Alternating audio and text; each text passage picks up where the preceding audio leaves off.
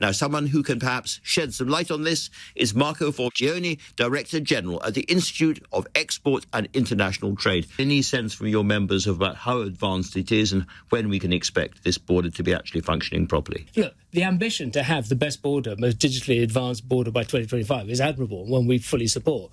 But the implementation, I'm afraid there's been a lack of engagement with business, a lack of coordination across government, and actually a failure of the practical implementation when it really counts. 30% of the world's container shipping goes through those straits, either on the way to or from Suez. So the implications of constraints and delays here are really significant for the global economy.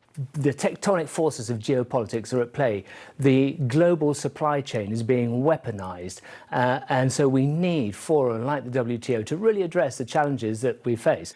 And at a time when we've got constraints in the Panama Canal and the ongoing crisis in the Red Sea, this is going to have a significant and dramatic impact on trade in the US, but also on US exports. We've got a real systemic problem in the UK. Our export growth, our annual export growth is at about 0.3%. A decade ago, that was 2.5%.